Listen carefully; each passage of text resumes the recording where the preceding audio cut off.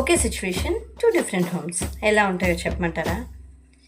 మన పెళ్ళైన తర్వాత అమ్మగారింటికి ఎప్పుడైనా వెళ్ళినప్పుడు ఏదో ఒక కర్రీ లేదా ఒక రెసిపీ రెడీ చేస్తే అది హిట్ అయింది.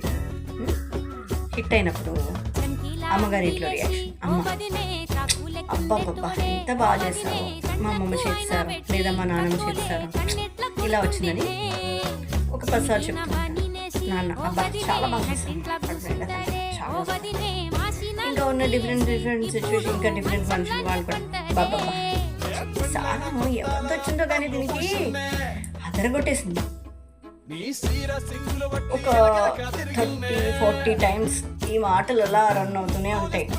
ఈ తిన్నది అరిగి సాయంత్రం ఇంకో ఫుడ్ తినేవారు. ఓకే, ఇదే సేమ్ రెసిపీ అత్తగారింట్లో చేశారు. మీ భర్త బాగుందండి,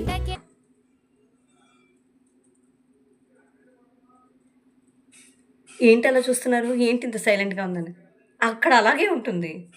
నెక్స్ట్ అత్తయ్య గారు ఇంకా బాగా డీప్గా, ఎవరు ఏం చెప్పట్లేదని మనమే ఎలా ఉంది, బాగుందా, ఇది బాగుందని ఇంట్లో అన్నారని చేశాను, లేదా ఇది బాగుంది అని మనము కొంచెం ఓవర్ ఎగ్జిట్ అయ్యామే అనుకోండి,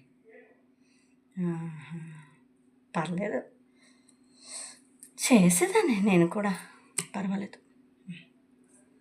అంతే, అంతకు మించి ఎక్స్పెక్ట్ చేయకూడదు.